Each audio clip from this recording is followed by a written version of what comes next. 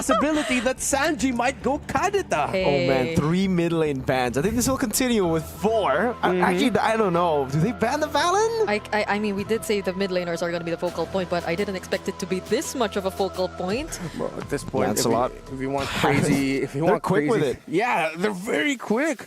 They know each other so, and instantly a Harith ban. Yeah, the On the draft has side been of so Onic. fast. Yeah, is it too much to ask? Hey Sanji, just whip out a Gushen already. Also, Assassin's ban on the left. Mage's ban on the right. Ah, what are they making Kairi use then?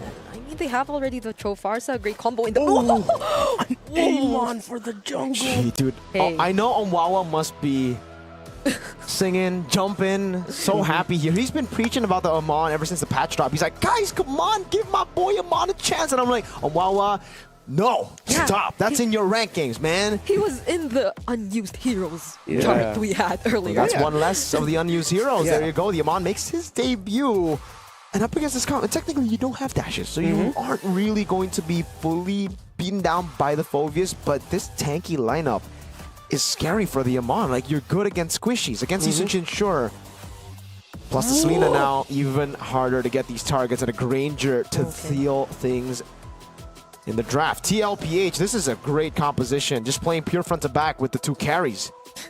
And they have a chance for potential outplays and surprising initiations through the Selena. Onic, what's their last pick going to be for the gold lane? It's It's an Irithel. Classic Severo. Yeah, and it's a Severo comfort pick too as well. He's shied in previous international tournaments with that hero. One of the fastest drafts we've It's been seen. so fast. All MSC long. Just goes to show how well they know each other. Again, it's Team Liquid and it's Onic. Best of 3. Winner goes to knockouts. It's your time to shine. Ladies and gentlemen, here we go. Welcome to the match of the day. This is the moment we've all been waiting for, let's be honest.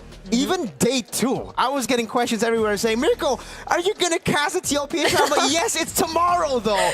But we are here finally. Go and cast your votes in the comment section down below in the live chat. Is it TLPH or Onic ID that will make it to the knockout stage first? They had an entire day to prepare for this match, Mirko. I'm pretty sure they've also prepared way back.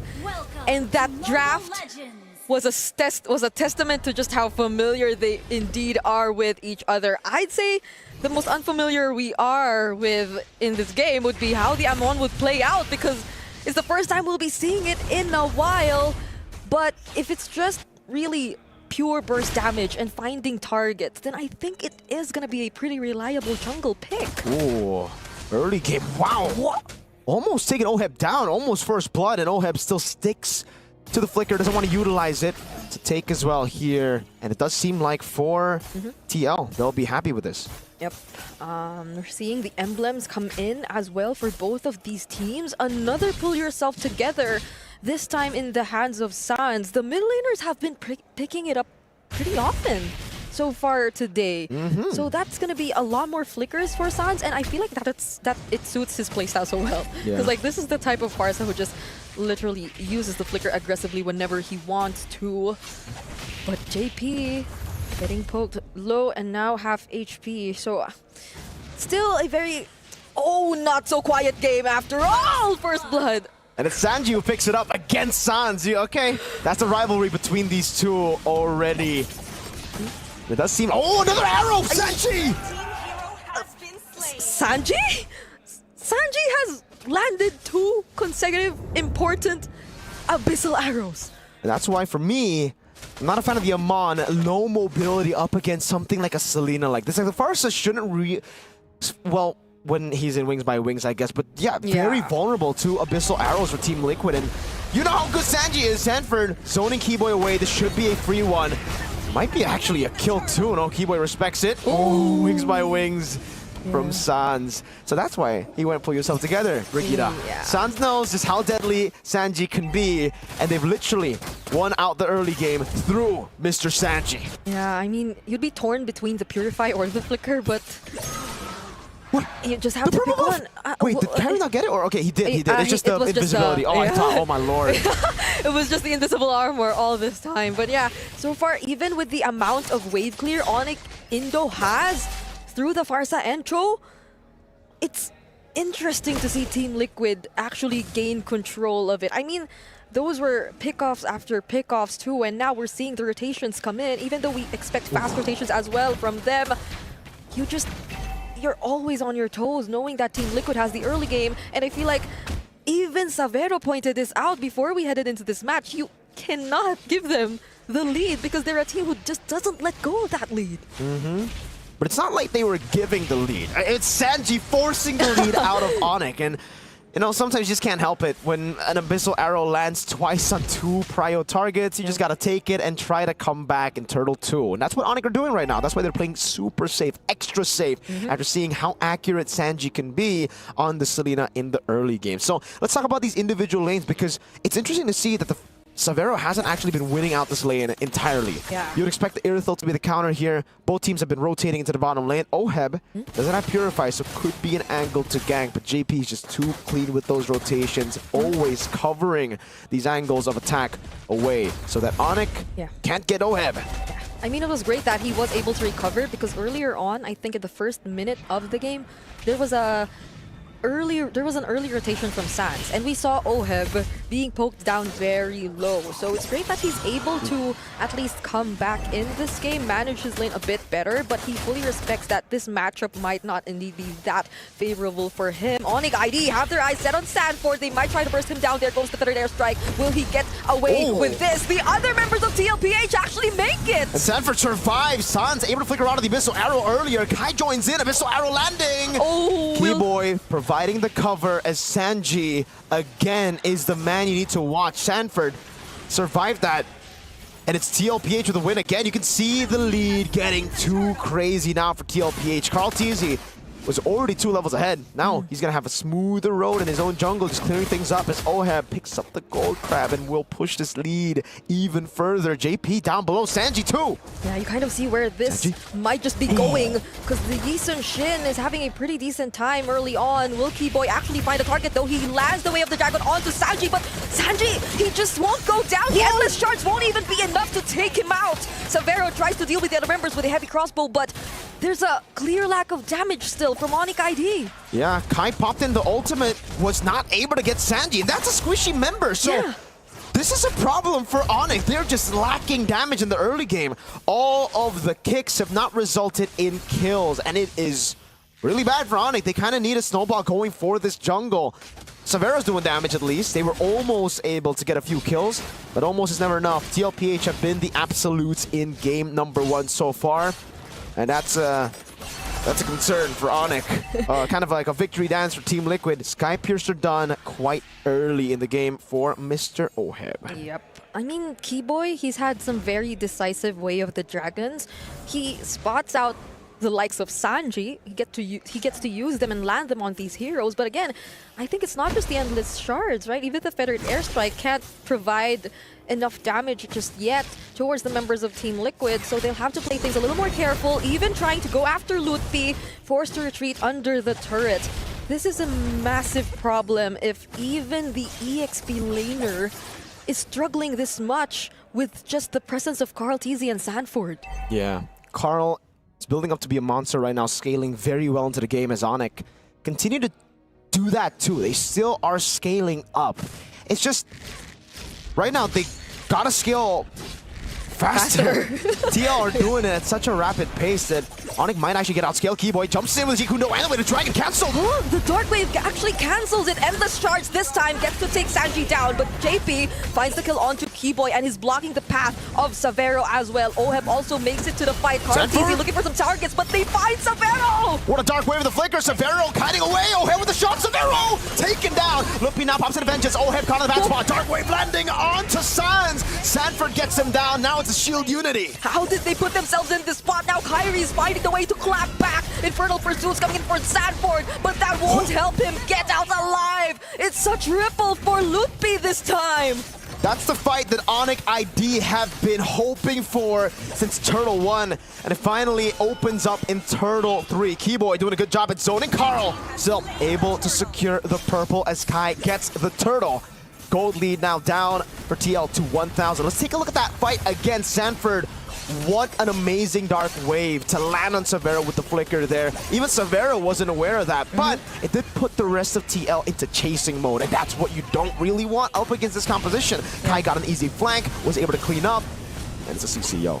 Yo, and I feel like that was too aggressive from Oheb as well. He had to commit the flicker to chase after an Irithel. And you know that Irithel are the more favorable matchup when it comes to the Granger because you'll have to have a bit more precision in terms of landing those Rhapsodies. And then again, they found themselves in the middle of 2 turrets of Onic ID, so things weren't looking too good for that fight. And fortunately for Onic, they find a way to somehow catch up. There still is a significant lead, especially in terms of the gold laners. But Kairi, after that moment, at least he's able to close the gap to a 300, 400 gold lead. The missile arrow lands, mounts Shocker over to the back, Sun's taken down by JP! Keyboy looking for a trade. Oh, will they still go for it? They cancel it with the Dark Wave, but the Curtain Call was already committed as well. Keyboy trying to look for a kick. He lands it onto JP, but he's a tanky member. Now Sanford gets punished, but Oheb, he just keeps throwing out those Rhapsodies. The Abyssal Arrows are landing so easily for Sanji. He's threading the needle all across. Severo, no heavy crossbow utilized here for Severo. He'll just take that, well, he'll let Sanji take that turret. And yeah, Onic are on the back foot again. Team Liquid, dude, that was such a crazy engage from Karl too. That Mountain Chakra on Sans, so explosive. And maybe this is why we don't see the Pharsa as much anymore. Yeah. Maybe Pharsa's just a bit too vulnerable. A lot, or if not almost all the members of Team Liquid can just try to close in on the Pharsa, and it wouldn't be that much of a problem anymore because you force out either the Flicker or the Wings by Wing. So he somehow gets to escape, but Sanford, denying the conceal immediately. Abyssal Arrow nearly lands, but JP, he might just get bursted down this time. Ludwig trying to take him down, but there's the Fitted Airstrike to finish him off. 1-4-0, but the Abyssal Arrow lands in the back. Sanford with the flicker forward, Sanji doing the same. The San duo working, Dark Wave from Sanford! That was literally a flicker to take down Sans, and now they find the kill on Kairi as well. Not even Severo with the heavy crossbow can do much. This is clearly an opportunity for Team Liquid to take the objective if they want to. It's a small win left, small win right, then a massive win with an explosive Abyssal Arrow. Again! Sanji is just too darn good on the Selena. Ladies and gentlemen, there were 3 mage bans earlier in this game in the drafting phase. And now with the Selena, he's putting his mark down. Sanford, let's take a look at this again. I wonder how they coordinated that dive. Because like Sanford went in with the flicker, and so did Sanji with the flicker. And then the Dark Wave. And then the Dark Wave and everything else followed. KARLTZY nearly died there too because he had to take the endless shards, but we just go back to the entire idea that they're still trying to chase Team Liquid in terms of items, in terms of damage. So yeah, the idea behind the Amon was there, but we're yet to see it in this game. TL will continue to push now. Enhanced Lord of the mid lane. Pushing down JP, walking up a bit too aggressively there. They're just trying to set up for the Abyssal Arrows, really. Ludwig's doing a good job though, Curtain Call. Oh, he gets to use it on Sanford and JP, so they might have to retreat for a bit. There's the Conceal too, however. So Onic, at least, able to deal with a Lord, but that doesn't eliminate the threat of the Abyssal Arrows coming in from different angles, and Team Liquid still having the superior amount of damage. Just look at Oheb and look at KARLTZY. 7,000 gold lead now for Team Liquid, but Sanji just keeps on landing these big shots, and it stops Onic ID from even going for picks. Usually with the Cho, you should be able to just walk up even when you're behind. But Sanji just landing it so easily, and again, it spots Keyboy out so many times. In-game equipment check here. See Halberd pick up. He wants to just go through the front line before getting through the back, so no BOD. It'll actually be, is that an Athena Shield buildup for Oheb? On the way, yeah. Okay, Onic ID might actually try though. There goes the Curtain Call and the Feathered Airstrike trying to bring down JP and Sanford's HP. But Team Liquid they know that Onic ID actually want that, so they'll be trying to disengage for now, waiting potentially for the next objective. This is just such clean execution from Team Liquid overall, even during times wherein we feel like it is a bit too aggressive.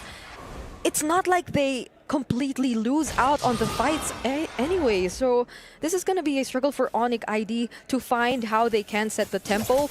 We did see how Boye did try to do that though with the Cho that was playing from behind, but it's a different lineup right now for Onic ID. And it is an Athena shield, right? So good against the Amon and the far side. That's literally the only two dudes that can get to Oheb right now. He's so safe in the back. That's what we said in the draft here for Team Liquid. They're just playing a proper front to back. It is a very honest front to back, but it works, especially when your backline's so good in the early game. 007, KARLTZY, Oheb 4-1 and 4, Sanji continuously landing shots, and Sanford and JP peeling for the team. Yeah. Twilight Armor picked up by Keyboy as well.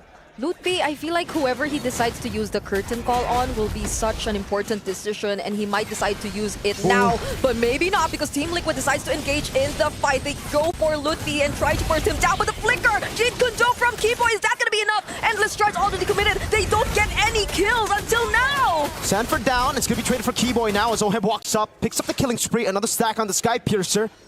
Onic forced back. That was a pretty good fight, I would say, for Onic. They only lost their roam for the XP, and it was because of Kai. He zoned 3 of the carries behind as he walked up, tried to go for the Endless Charge. I think it was a mistap. He wanted to go on KARLTZY, but he did land on Oheb in the end. The Athena Shield stopped that from happening, stopped the kill from happening. Now Abyssal Arrow lands on Lutpi, a few shots over.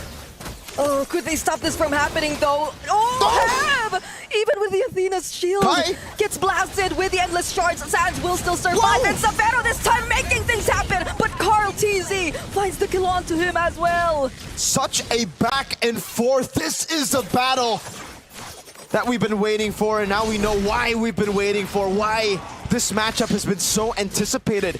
Team Liquid, for the majority of this game, are holding on to the lead, but it never felt like too big of a lead for Onic to just stay in their base. They were constantly walking up, farming as well, finding their power spikes, and now it's Onic on the Lord. They're the ones, the Sky Kings, marching in. JP with a shield unity, Sanford with a Dark Wave. Oh, but Keyboy nearly fights Sanford though, but he gets to keep himself safe, but that will not keep them alive. There's a difference. KARLTZY trying his best to find the targets to deal damage, but will he be able to though?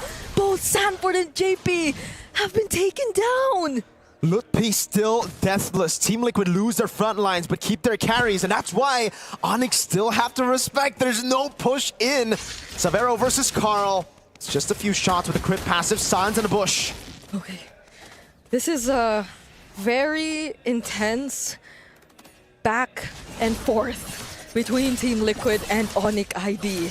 It's still Onic ID clearly in control of the Lord Pit, however, but how does Team Liquid approach this without their frontliners in this match? They will have to forfeit this objective. Onic ID, even after playing from behind for quite some time, are the first to actually get the Lord here. And now it's Onic with the lead. The gold lead at the start of the game, all towards mid, is gone.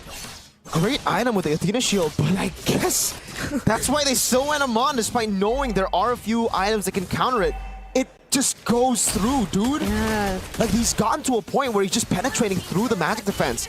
And this is why Divine Glaive and the Genius Wand is shielding into the back line. A full dive on Sans! Oh, they successfully eliminate Sans, and KARLTZY goes and finds Kairi! The Lord in the hands of Onic, but TL don't care!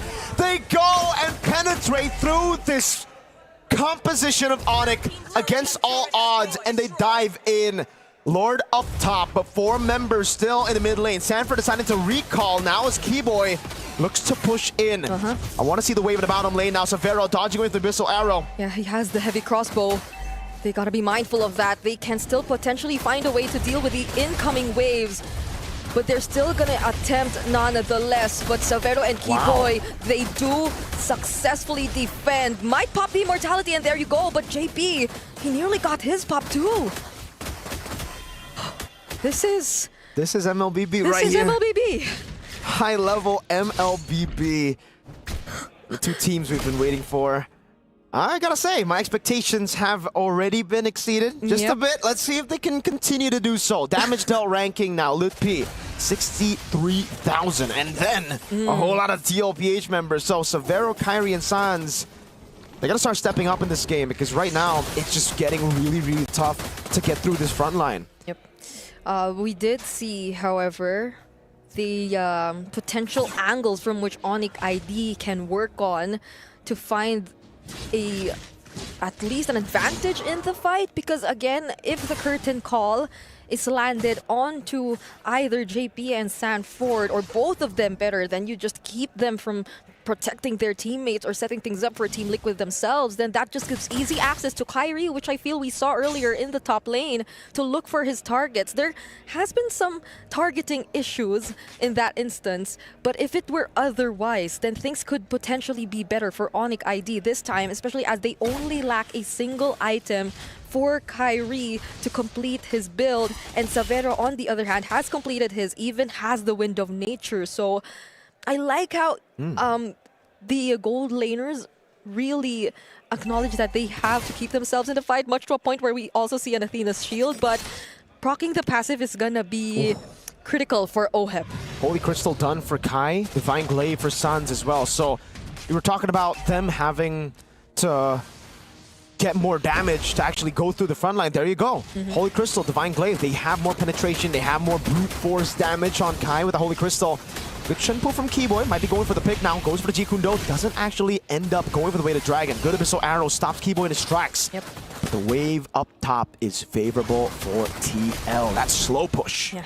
And Lutpi at least still has his curtain call, and they didn't want to go for JP. They knew that there were other more important targets to go after. They blocked Keyboy, they deny him of his attempt, and somehow Sanji finds Severo, might be punished too, but Kairi, he's next. There's a flicker from Sanford, but Keyboy and Lutpi, they baited him out. Now JP caught in the tough spot. Lutpi walks back up. Keyboy looking for the Jikundo. Will be able to get it down. Now with the Chunpu as well. Immortality down for JP. Lutpi zoning them in the back line. It will be JP falling as Lutpi continues to the chase. Doesn't have the curtain call just yet. Pops into Vengeance. Chases down the goat. Karl buys the Immortality and gets away. Keyboy! oh, but there's a flicker. We have the Dragon and the Fettered Airstrike. Still has the Traceless, however, but Kairi gets the last hit. Wave up top crashing. Onic needs to deal with it. That's going to be a whole base turret taken down. Can they go for it in time? No. It'll be a base turret take for Team Liquid, but Onic win the fight. Oh, what a back and forth from the two champions. This 20-minute game, I feel like it hasn't been that long even, because of just how the back and It really forth doesn't has feel been like 20 minutes, I going. agree. It doesn't feel like 20 minutes, but Oh, Kai. that was such a play from Sanji, yes. But I feel like Team Liquid could have been a little more careful, because they already had the Lord. But there was still a flicker from Sanford to try and engage for Onic ID. So that might have cost them this situation that they're currently in. And now in the live cam, they're still trying. Okay, Yeah, this is insane, MLBB. it really is. I don't know if you guys caught that in live cam view, but JP popped into conceal and had a battle of invisibility. Like, JP was trying to catch Kai. Kai was invisible. They were just sidestepping each other, dancing around. Takes two to tango, and both of them knew the assignment. Gold lead gone. I mean, the gold lead really hasn't been relevant at all in the last few fights. So now the big advantage for TL is the fact that they have a slow push into Onyx space for free up top. Bad news is, it's not the far lane, so Onic can still deal with it constantly. What is Sanji trying to build here? Could it be a Winter Crown for his Selena? So he could put himself in a little more, I don't know, dangerous positions. OHEP picks up the War Axe too, adds it to his build on the Granger. This is the point wherein we'll probably see a lot more item swaps here and there. I mean, even that clutch immortality from KARLTZY, that was definitely something. But this is gonna be the 20-minute mark Lord that they are gonna fight for. Yeah. Olheb has sold his boots for a War Axe, so additional sustain to deal with Onic ID's burst. For Severo, he's also sold his boots. He's bought the Wind Talker, I believe, earlier. So additional movement speed from the Wind Talker. Some damage, there you go. From Karl. Sanford jumping in on his Sans. Sans a flicker. Jumps in with the Winter Crown as well. He gets to intercept the Wings by Wings, but now it seems like Team Liquid, they're feeling the damage from Onic. But no, wait, it's actually Kairi who's first to fall. That's a lot of damage coming in from Severo. Nearly takes down JP, but he survives. How on earth did they find Kairi in the midst of everyone else? How on earth have we only lost 2 members? One from each. Kai dying, yes. Sanford dying too. The Battle of Winter Crowns and a missile arrow landing. If he was ready for that could have been different there. But yeah, Sanford jumped in with the Infernal Pursuit and then popped in the Winter Crown. Same goes for Lutpi early with the Curtain Call. Keyboy walks up again, puts down the Curtain Call, will be able to go for the chunk. Abyssal Arrow, that's a shot put into it. Yeah, they already used the Mountain Jumper as well, but KARLTZY still gets the last hit. Somehow though, Severo, he seems like he has enough damage to deal with the remaining members of Team Liquid, but back to Shield Unity. JP gets away with 1 HP. You can see that smile. A smirk from the man who's at fault. Team Liquid have found a way to win that fight, to secure that objective for themselves. The moment they were able to take out Kairi, that was already a massive win for them heading into the fight. So now Onic ID will have to rely on their defense. At least for Severo though, he does really have a lot of damage to bring out, but he cannot let the Abyssal Arrows land. He cannot let any other member of Team Liquid interrupt his attempt to defend for his team. And the problem right now is, Abyssal Arrow landing, Sanford jumping in! Oh, they actually tried to burst down Keyboy, pops his immortality, but JP might get punished here. They still don't get to take down the turret, and Onic ID have clearly capitalized on that. Lutpi trying to make things happen. KARLTZY receives the endless shards, and Kairi finds the kill! Another turn, Onic defend! Flashbacks to 2023 MSC when Liquid got all of the Lords constantly, but Onic just defended over and over again. Liquid have gotten 3 base turrets, so yes, they lose 3 members, but it's still worth it for them. Those 3 members will spawn, the base turrets will not. I don't know about this. Was this necessary? Did they really need to do that? And if they wanted to, I think they should have just done it around the Lord. Oh, Keyboy with a kick over to Sanji. No one there to follow it up in the live cam view. And then wait, they want to go for it. 3 members still down. Onic! They have 2 minions alongside them. Better There's like to zone out the other